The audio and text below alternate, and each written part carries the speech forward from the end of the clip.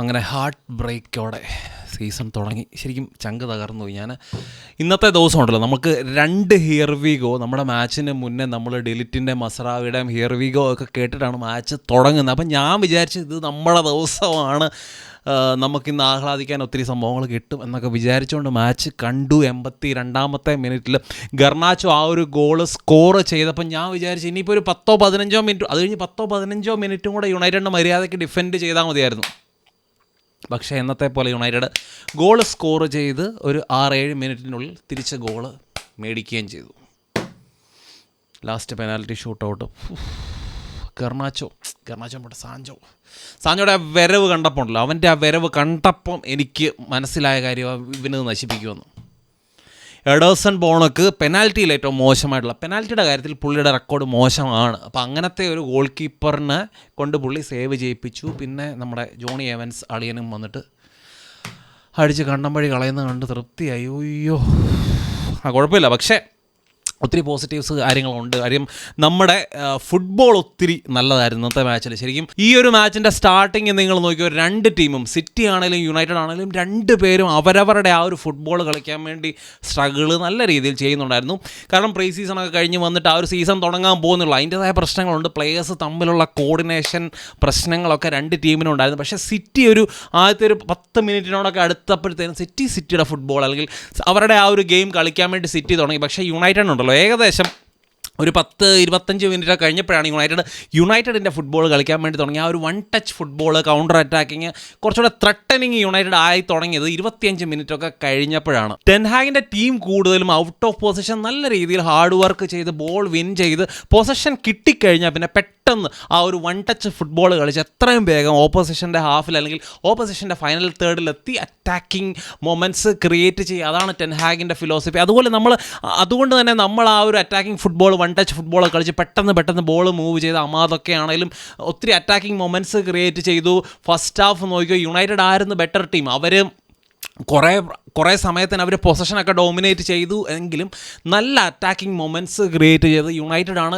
Overall match നമ്മൾ നോക്കിയാലും യുണൈറ്റഡിൻ്റെ X G എന്ന് പറയുന്നത് സിറ്റിയുടെ എക്സ്ജിയുടെ ഡബിൾ XG നമുക്കുണ്ട്.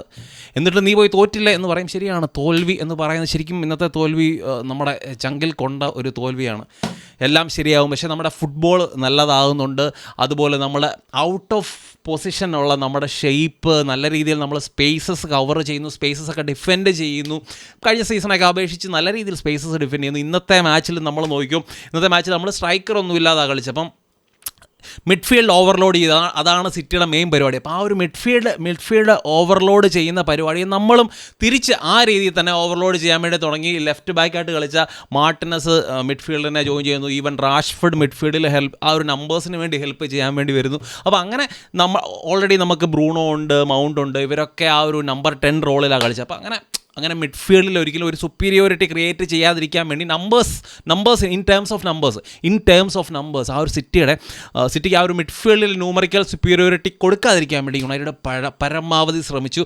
സിറ്റിയുടെ അറ്റാക്സ് കൂടുതൽ, അതുകൊണ്ട് തന്നെ അവർ വിങ്ങിലോട്ട് മാറ്റി. ഡോക്കു ആണെങ്കിലും ഇപ്പുറത്തെ ഓസ്കർ ബോബും അതുപോലെ തന്നെ റിക്കോ ലെവിസും ഒക്കെ ആ ഒരു വിങ്ങിലൂടെ ഒന്നിലെ പ്ലേയേഴ്സിനെ ടേക്ക് ഓൺ ചെയ്ത് നേരെ പോയിട്ട് ഗോൾ കീപ്പറുമായിട്ട് 1v1 വരാൻ വേണ്ടി ശ്രമിക്കുന്നു. അല്ലെങ്കിൽ ഇവർ ടേക്ക് ഓൺസ് ഒക്കെ നടത്തി കട്ട് ബാക്സിന് വേണ്ടിയൊക്കെ ആയിരുന്നു കൂടുതലും ശ്രമിച്ചുകൊണ്ടിരുന്നത്. അപ്പോൾ ആ രീതിയിൽ സിറ്റി ഒരു സൈഡിൽ അറ്റാക്ക് ചെയ്യുന്നു. പക്ഷേ യുണൈറ്റഡ് ഭയങ്കര എഫക്റ്റീവായിട്ട് ഡിഫെൻഡ് ചെയ്യുന്നുണ്ടായിരുന്നു.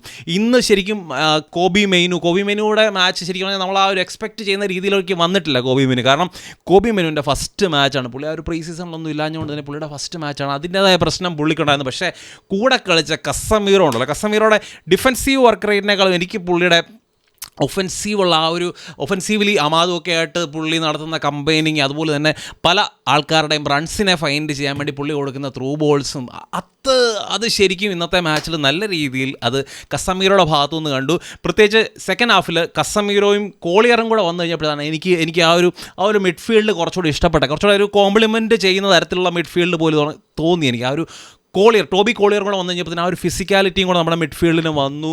ഡിഫെൻസീവിൽ കുറച്ചുകൂടെ സ്ട്രോങ്ങറായി. നമ്മുടെ ആ ഒരു ഗോൾ കൺസീഡ് ചെയ്ത ആ ഒരു സമയം ഒഴികെ നമ്മൾ നന്നായിട്ട് നമ്മൾ യൂഷ്വലി നമ്മൾ കൺസിഡർ ചെയ്യുന്ന ആ ഒരു എന്നാ പറയുന്നത് മിഡ്ഫീൽഡിനും ഡിഫൻസിനും ഇടയ്ക്കുള്ള ആ ഒരു സ്പേസസിനൊക്കെ നല്ല രീതിയിൽ നമുക്ക് കവറപ്പ് ചെയ്ത് അവിടെയൊക്കെ നല്ല രീതിയിൽ ഡിഫെൻഡ് ചെയ്യാൻ വേണ്ടി നമുക്ക് പറ്റിയിട്ടുണ്ട്. ആ ഒരു 4-2-4 എന്ന് പറയുന്ന ഔട്ട് ഓഫ് പൊസിഷനാണ് യുണൈറ്റഡ്, ആ ഒരു ഷേപ്പാണ് യുണൈറ്റഡ് ഇന്ന് ചെയ്തത്. ഇനിയിപ്പോൾ വരുന്ന മാച്ചിലും അത് തന്നെയായിരിക്കും ടെൻ ഹാഗ് കണ്ടിന്യൂ ചെയ്യാൻ പോകുന്നത്. ഏതായാലും ഇന്നത്തെ മാച്ചിൽ അത് സക്സസ്ഫുൾ ആയിരുന്നു, വരും മാച്ചിലും സക്സസ്ഫുൾ ആയിത്തീരട്ടെ. യുണൈറ്റഡ് ശരിക്കും അവർക്ക് കിട്ടിയ ചാൻസസ് ഒക്കെ ഉണ്ടല്ലോ, ബെറി ചെയ്തിരുന്നെങ്കിൽ ഒരു 3 ഗോളെങ്കിലും കുറഞ്ഞത്, ഏറ്റവും കുറഞ്ഞത് 3 ഗോളെങ്കിലും അടിക്കുമായിരുന്നു. ആ ഗെയിമിലെ ഏറ്റവും നല്ല 2 ചാൻസസ് യുണൈറ്റഡ് ആണ് ക്രിയേറ്റ് ചെയ്തത്. എന്നിട്ട് നമുക്ക് സ്കോർ ചെയ്യാൻ പറ്റില്ല. ആ ഒരു ഫസ്റ്റ് ഹാഫിൽ തന്നെ നമുക്ക് 2 ഗോൾ, അമാദ്, റാഷ്ഫോർഡ് 2 പേർക്കും സ്കോർ ചെയ്യായിരുന്നു. റാഷ്ഫോർഡിന് സെക്കൻഡ് ഹാഫിലും ചാൻസ് കിട്ടിയതാണ്.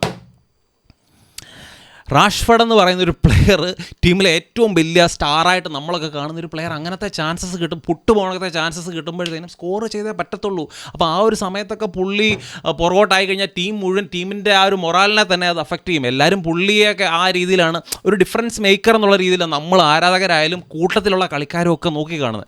അപ്പോൾ അങ്ങനത്തെ ഒരു പ്ലെയർ കിട്ടുന്ന ചാൻസസ്, അത്രയ്ക്ക് നല്ല ചാൻസസ് കിട്ടിക്കഴിഞ്ഞാൽ ബെറി ചെയ്യാതിരിക്കാൻ പറ്റത്തില്ല. അതുകൊണ്ട് തന്നെ വരുന്ന മാച്ചിൽ ഇന്നത്തെ പെർഫോമൻസ് വെച്ചുകൊണ്ട് തന്നെ ഗർനാച്ചോ ലെഫ്റ്റിൽ സ്റ്റാർട്ട് ചെയ്യണം, അമാദ് ലെഫ്റ്റ് വിങ്ങിൽ ഗർനാച്ചോ സ്റ്റാർട്ട് ചെയ്യണം, അമാദ് റൈറ്റ് വിങ്ങിൽ സ്റ്റാർട്ട് ചെയ്യണം, റാഷ്ഫോർഡിനെ സബ്ബായിട്ട് കൊണ്ടുവരിക.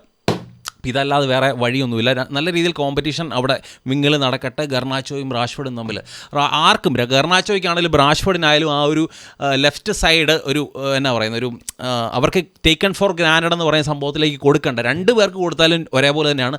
ഗർനാച്ചോ ആണെങ്കിലും എനിക്ക് എപ്പോഴും തോന്നിയിട്ടുള്ള കാര്യം, ഗർനാച്ചോ ആ ഒരു സബ്ബായിട്ടൊക്കെ വരുമ്പോൾ അല്ലെങ്കിൽ ഗർനാച്ചോയ്ക്ക് മുന്നേ ഇപ്പോൾ റാഷ്ഫോർഡിനോ അല്ലെങ്കിൽ അമാദിനോ അങ്ങനത്തെ പ്ലേയേഴ്സിനൊക്കെ പ്രിഫർ ചെയ്യുന്ന കാണുമ്പം പുള്ളി ശരിക്കും പറഞ്ഞാൽ സബ്ബായിട്ട് വന്നിട്ട് പുള്ളി സാധാരണ കൊടുക്കുന്നതിൻ്റെ ഡബിൾ എഫേർട്ട് കൊടുക്കാറുണ്ട്. സ്കോർ ഒരു വാശിപ്പുറത്ത് സ്കോർ ചെയ്യാറുണ്ട്. അതുകൊണ്ട് തന്നെ ഗർനാച്ചോയും റാഷ്ഫോർഡും അവർക്ക് തമ്മിൽ ആ ഒരു കോമ്പറ്റീഷൻ ഉണ്ടെങ്കിൽ മാത്രമേ 2 പേർക്കും അത് നല്ലതായിരിക്കും. അങ്ങനെ ആ ഒരു കോമ്പറ്റീഷനെ മുന്നോട്ട് പോകട്ടെ. ഇനി ആ ഒരു ഫസ്റ്റ് ഗെയിമിൽ ഫുള്ളാമിനെതിരെ ഞാൻ ആ ഒരു വിങ്ങിൽ ലെഫ്റ്റ് വിങ്ങിൽ ഗർനാച്ചോയും റൈറ്റ് വിങ്ങിൽ അമാദിനെയും കാണാനാണ് ഞാൻ ആഗ്രഹിക്കുന്നത്. പിന്നെ ആ ഒരു അരോൺ വാൻ ബിസാക്കയുടെ ട്രാൻസ്ഫർ, വെസ്റ്റാമിലേക്കുള്ള ട്രാൻസ്ഫർ ഏകദേശം റെഡി ആയതുകൊണ്ട് തന്നെ ഇന്ന് പുള്ളി മാച്ചിൽ കളിച്ചില്ല. ആ ഒരു ലെഫ്റ്റ് ബാക്കായിട്ട് നമ്മുടെ ലിസാൻഡ്രോ മാർട്ടിനസ് കളിച്ചു. ലിസാൻഡ്രോ മാർട്ടിനസ് ശരിക്കും പറഞ്ഞു കഴിഞ്ഞാൽ ഒരു ലെഫ്റ്റ് ബാക്ക് എന്നുള്ള രീതിയിൽ പുള്ളി പോരാ. ആ ഒരു ഇൻവേർട്ടഡ് നമ്മളെല്ലാവരും ആഗ്രഹിച്ചിട്ടുള്ള പുള്ളി ഇൻവേർട്ടഡ് ആയിട്ട് അല്ലെങ്കിൽ പുള്ളി ഒരു ഡിഫെൻസീവ് മിഡ്ഫീൽഡറായിട്ടൊക്കെ പുള്ളിയെ ട്രൈ ചെയ്യണമെന്ന്. പക്ഷേ പുള്ളിയുടെ ബെസ്റ്റ് പൊസിഷൻ ആ ഒരു centre back, left side centre back തന്നെയാണെന്ന് ഇന്നത്തെ മാച്ച് തെളിയിച്ചു. ഇനിയിപ്പോൾ ഏതായാലും മസറാവിയൊക്കെ വരുന്നതുകൊണ്ട് തന്നെ നമുക്കിതൊരു വലിയ പ്രശ്നമായി മാറത്തില്ല. ലെഫ്റ്റ് ബാക്കിൽ ലൂക്ക് ഷോ ഇല്ലെങ്കിൽ ആ ഒരു സൈഡ് ഏതായാലും മസറാവി കവർ ചെയ്തോളും, റൈറ്റിൽ ഡലോ തന്നെ വന്നോളും. അപ്പം ഇൻവേർട്ട് ചെയ്യണമെങ്കിൽ മസറാവിയോ അല്ലെങ്കിൽ ഡലോയോ ഇൻവേർട്ട് ചെയ്തോളും. ഡലോ ആയിരിക്കും പ്രോബബ്ലി കൂടുതലും. സെക്കൻഡ് ഹാഫിൽ ഇന്ന് ചെയ്ത പോലെ തന്നെ ഡലോയെ ഇൻവേർട്ട് ചെയ്യാനാണ് കൂടുതലും സാധ്യത. ഏതായാലും നമ്മുടെ നല്ല രീതിയിലുള്ള ഫുട്ബോൾ കാണാൻ പറ്റുന്നുണ്ട്. ആ ഒരു പാറ്റേൺ ഓഫ് പ്ലേ എന്നൊക്കെ നമ്മൾ പറഞ്ഞുകൊണ്ട് കളിയാക്കിക്കൊണ്ടിരുന്ന ടെൻ ഹാഗിൻ്റെ സിസ്റ്റത്തിനൊക്കെ കളിയാക്കിക്കൊണ്ടിരുന്ന അതിൽ നിന്നൊക്കെ ഒരു മാറ്റമുണ്ട്. ടെൻ ഹാഗിന് വ്യക്തമായിട്ട് സിസ്റ്റമുണ്ട്, അത് ഇംപ്ലിമെൻറ്റ് ചെയ്യാനും പുള്ളിക്ക് പറ്റുന്നുണ്ട്. ഹോപ്പ്ഫുള്ളി നമ്മുടെ സീസണിൽ നല്ല ഫുട്ബോൾ കാണാൻ പറ്റും. നമ്മൾ നല്ല രീതിയിൽ മാച്ചസ് ജയിക്കും എന്ന് തന്നെ നമുക്ക് വരും മാച്ചസുകൾ നന്നായിട്ട് ജയിച്ച് സീസൺ നല്ല രീതിയിൽ പെർഫോം ചെയ്യുന്നത് തന്നെ നമുക്ക് കരുതാം. പക്ഷേ സിറ്റിയുടെ കാര്യത്തിൽ എനിക്ക് തോന്നിയ ഒരു കാര്യം എന്താണെന്ന് വെച്ചാൽ സിറ്റിയുടെ യങ്സ്റ്റേഴ്സൊക്കെ അടിപൊളി പ്ലെയേഴ്സ് എന്ന് പറയാൻ നമുക്ക് അതിനകത്ത് ഞാൻ എന്ത് പറയാനിട്ടാ കാര്യം നമ്മുടെ പ്ലെയേഴ്സിന് കട്ടയ്ക്ക് നിൽക്കുന്ന തരത്തിലുള്ള യങ്ങർ പ്ലെയേഴ്സാണ് അവർക്കുള്ളത്. അപ്പം പക്ഷേ അവരുടെ ഫോർവേഡ് ലൈൻ, അവരുടെ ഗോൾ മെഷീൻ എന്ന് പറയുന്ന എർലിംഗ് ഹാലൻഡ് ശരിക്കും ത്രൂ ഔട്ട് ദ മാച്ച് ഡിബ്രോയിനെ ഇല്ലെങ്കിൽ എർലിംഗ് ഹാലൻഡിനെ കൊണ്ട് ഒന്നും ചെയ്യാൻ പറ്റത്തില്ല അവസ്ഥയാണ്.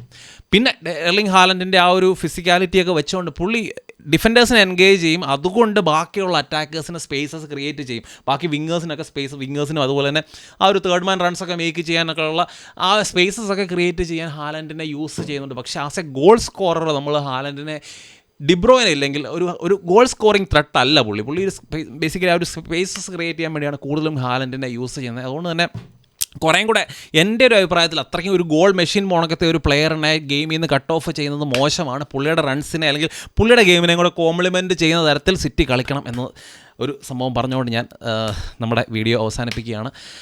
അപ്പോൾ എല്ലാവരുടെയും അഭിപ്രായങ്ങളൊക്കെ ഭിന്നം കമൻസ് ആയിട്ട് ഇടുക. മറ്റൊരു നല്ല വീഡിയോ ആയിട്ട് കാണാം. Glory Man United.